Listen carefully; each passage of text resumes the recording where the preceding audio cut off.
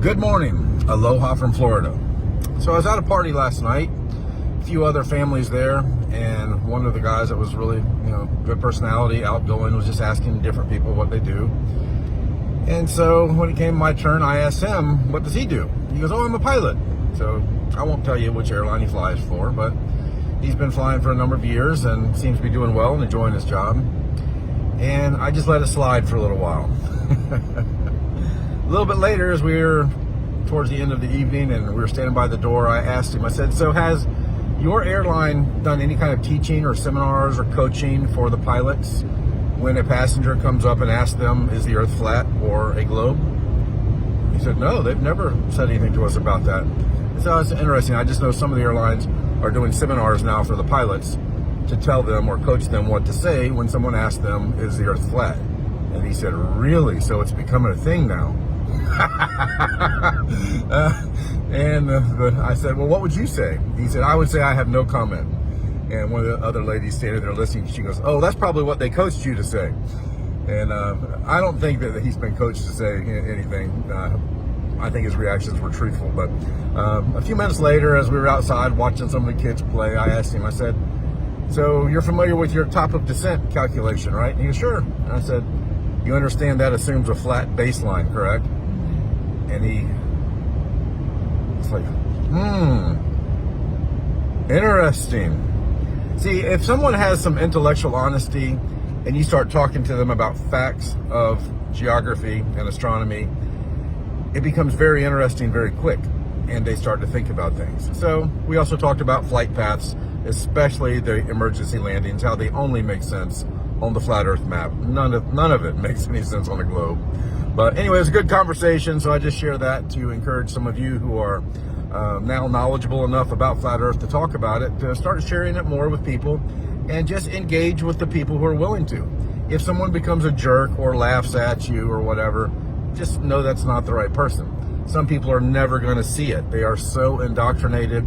They are totally blinded by bias, and you don't need to waste your time on them. So that's it. The earth is flat. That's an absolute scientific fact. In light of today's conversation, go check out Eddie Alencar, Flat Earth Banjo, USA, Japan, and his book, 16 Emergency Landings Proving Flat Earth. No scientist has ever even tried to debunk that book. I wonder why. Have a great day. God bless. Backyard science can debunk this. They say that the molten iron core of Earth is, for one, hotter than the surface of the sun, but for two, magnetic, although magnets lose their magnetism at 80 degrees Celsius. So of course they'll say, no, it's generated by the motion of the molten iron in Earth's core, claiming molten iron to be paramagnetic, meaning it interacts with magnets. I found a guy who had so much faith in this that he tried to make a piece of art using this science. So I've got the 800-pound magnet, and I'm putting it right under the thermite. And I'm going to put the board on top of it to protect it. So when the molten iron comes out, it should maybe make cool patterns from the magnetic pull. What I'm trying to do is create a cool metal sculpture that looks like something you'd get while playing with ferrofluid. And if you don't know what ferrofluid is, it's a pretty cool toy. It's basically magnet shavings suspended in an oil. And when you put it next to a magnet, you get really cool shapes like this. So let's see if I can make one with molten iron. Okay, theoretically, with the information we've been given, this should work.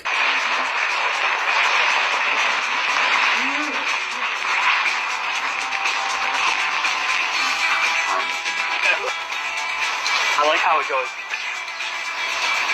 I think I was wrong. I think this didn't work at all because most of the iron went onto the grass. So I actually picked up more iron from the grass around the board than on top of the board, so I think the magnet didn't really attract it. So far, the science of this isn't looking real good, but science is testable, repeatable. Okay, so let's do it again.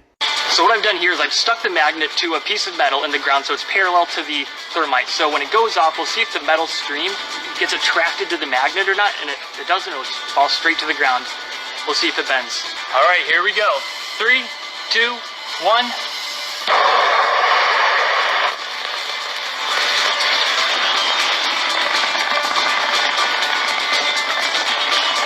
So that thermite turned the wooden bowl into a raging firestorm, but I'm beginning to think that there's no reaction between molten metal and magnets. In fact, I think that molten metal and magnets don't mix very well at all. Once magnetic materials reach a certain temperature, they lose their magnetism. That's 600 for this magnet and 1400 degrees Fahrenheit for iron. This is called the Curie point. Alright, it's not looking good, but we're going to try one more thing, because he really wants to make this ferrofluid-like sculpture with molten iron, so let's try dropping it directly on the magnet. I think our last test is to do the thermite directly onto the magnet. I don't want to destroy my magnet. Alright guys, now it's the time you've been waiting for. I've got the magnet in the bowl. I've got the thermite above it. Let's see if anything crazy happens. Place your bets down below in the comment section. Tell me what you think's gonna happen. 3, 2, 1.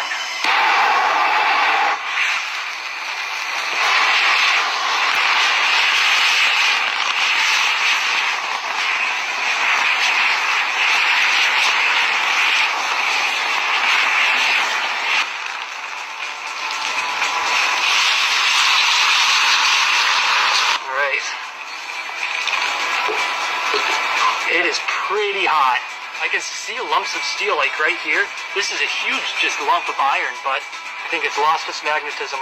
So this is the remains of the magnet after the thermite hit it. It's, it's pretty much shattered. The thermite, heated it up too fast and it cracked. And when magnets get super hot, they lose their magnetism. So this magnet is basically just an ugly, stinky paperweight now.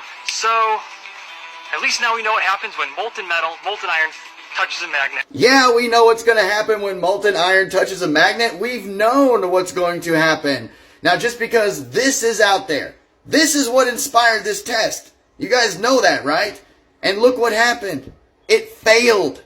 So how many times does the physics and math of this have to fail before we understand they're lying to us? A great mathematician once said, when 2 + 2 stops equaling 4, take yourself out of the equation.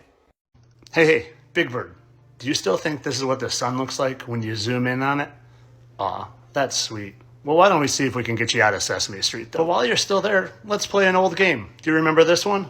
Which one of these things isn't like the other? Well, which one of these things isn't like the other? This is what we all see, and then this is what they show us. They want you thinking the sun is 93 million miles away in a burning ball of gas that at any moment could shoot out solar flares that could blow up the earth or that could run out of fuel, and it's scare tactics. Okay, I want to show you what the sun actually looks like. But first, let me show you again. This is from NASA. This is actual footage from NASA. Footage. All right, now look at this. And use your adult brain and just look, okay? This is nothing more than computer-generated image. And I'm going to show you more. Okay, here I am, just zooming in on the sun on a beautifully clear day. This is what we see every day, and continue to watch. I don't know about you, but it looks an awful lot like my iPhone's light in glass. Looks pretty similar. Like I said, it looks pretty similar. And I'm not saying that the sun is an iPhone's light in glass like I'm showing here. But what I am saying is the sun we see is just a projection of the actual sun, which is in the firmament, which I've shown evidence of many times, and I will again in a second. But we're just seeing the projection through the firmament.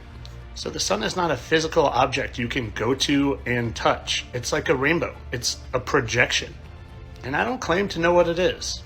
God made the sun, and he put it in the firmament, and maybe it is a freaking light. Maybe God is holding a light. I don't know. I tend to think it's something more spiritual in nature, doing some sort of toroidal field loop around us, but I don't claim to know. But what I do know is it's not what that organization tells us it is. And if you've never seen this video I took during the eclipse where you can see the actual sun in the firmament projecting to the source that we see, here it is. And thousands of other people got videos just like this. Now to finish this off, I want to show you a minute of what that organization shows us the sun looks like with a UV lens or a solar filter lens, and what the sun actually looks like through a solar filter lens. This is my video. I took this. And as you can see, it looks a whole lot different than what they try to show us. This is scare tactics. This is God's creation. And like I said, what this is, I don't claim to know. It's okay not to know everything. But what it's not okay is to still believe this. If you still believe this stuff, you are literally holding back the human civilization from reaching our potential. These are sunspots. I don't know what they are. They move because maybe God's up there twirling his flashlight. I don't know. That's kind of a joke, but here's the actual sun, guys, through a solar filter. So next time you see some of this nonsense, be smarter than a big dumb yellow bird. Okay? Please. And I don't mean any of this rudely. I'm just trying to help humanity, because if you still believe the stuff they show us, like I said, you're holding us all back. Tinfoil half fact of the day. True story. Have you ever heard of the bloop? In 1997, the National Oceanic Atmospheric Administration heard a minute-long noise that they named the bloop. But then they said it was because of an ice shelf breaking off. But isn't this the same place and agency that says they only know what's in 10% of our ocean? And really no other ice shelves broke off since then and made a similar noise? It's pretty funny. Weird. The bloop. Do your research. Do your research. You know who this guy is? Well, let me tell you about him. This is Auguste Piccard. He was a Swiss physicist, inventor, and explorer. He was also known for his record-breaking hydrogen balloon flights, in which he studied the Earth's atmosphere. Also, he was the first man to reach the stratosphere in 1931. He did it in this thing right here. And remember, this was years before NASA was ever created. Now, if you look him up, he was the first person to observe the curvature of the Earth. And in his journal, he wrote that the Earth seemed a flat disc with an upturned edge. And honestly, a kind of a weird way to describe curvature of the Earth. He observed this 10 miles up into the sky, which is in the stratosphere. 35,000 feet is a commonly accepted height at which you can observe curvature. And he was at 52,000 feet. But it kind of makes you wonder.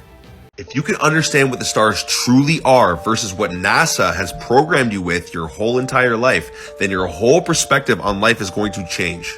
Now let's take a look at this. This is what NASA would tell you a star is, but when you zoom in on these stars with the most powerful zoom camera in the world, you'll see something much, much different than what you're told. Now this is what a real close-up of the stars truly looks like. Now check this, Tesla said it himself, if you want to find the secrets of the universe, think in terms of energy, frequency, and vibration. Now let's take a look at what frequencies or cymatics look like when they're pitched into water. Looks pretty similar, eh?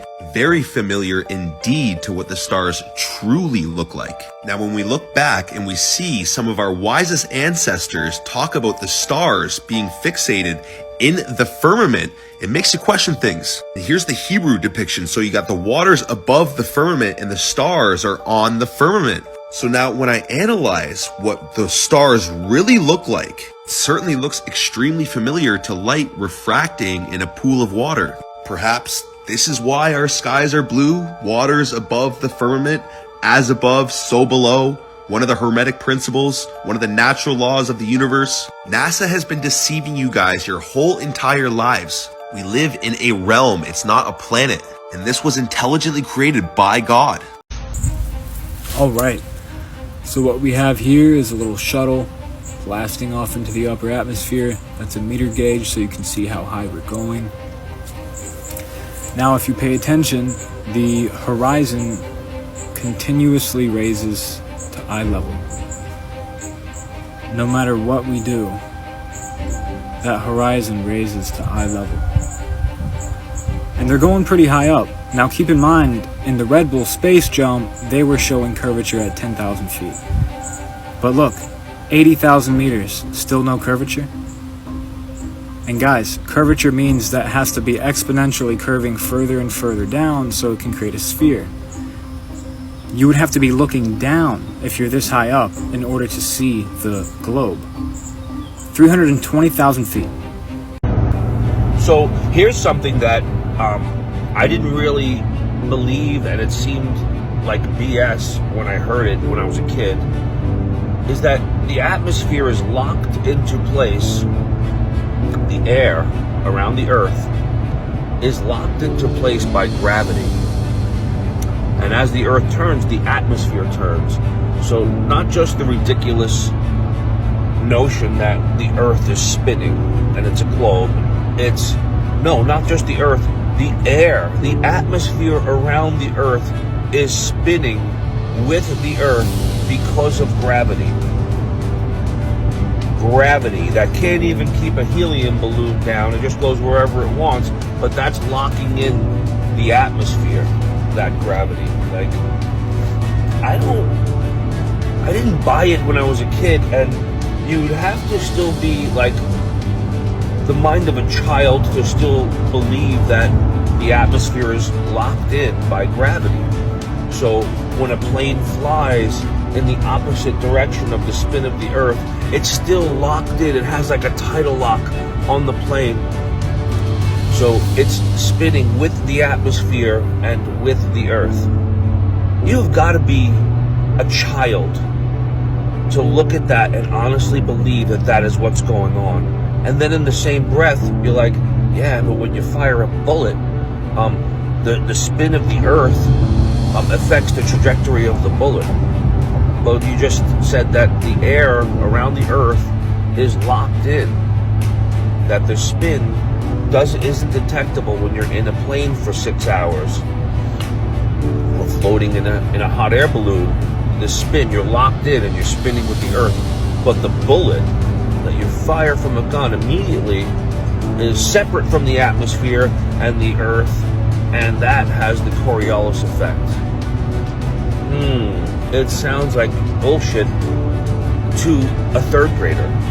So if you're still believing that, and you're still set that the atmosphere is being locked in and held down and spinning with the Earth because of gravity, it's time to break out of that third grade mentality. You don't have to believe what you're told anymore. You could actually think for yourself and be honest with yourself. No one's around. You're not being graded. The teacher's not going to point it out and separate you and make you feel stupid. Like, you're alone and you're an adult and you have your own thinking mind, right? You're probably as old as your third grade teacher now. So just think for yourself and think about what I'm saying. The atmosphere is spinning with the globe. That's the dumbest thing I've ever heard. There's no globe. It's not spinning. And that's why planes aren't affected by it whatsoever, because nothing is moving under the plane. The plane is not moving with the Earth. There is no Coriolis effect. It's BS. It's time to grow up mentally and break out of the little prison that you were put in. You were put in a little mental prison when you were a kid. And that's where you're comfortable. And that's where everybody else is comfortable too. So you think, well, if they're okay with it, I'm okay with it. It's not okay. It's time to start thinking for yourself. So grow up, look at things for what they are, draw your own conclusions and from your own senses and your own mind. There's no one to look up. There's no debunking video to look up for your own mind and your own senses, your own logic. Have a good day. It came in the mail and y'all are opening it with me. Ooh. Smell it. Woo!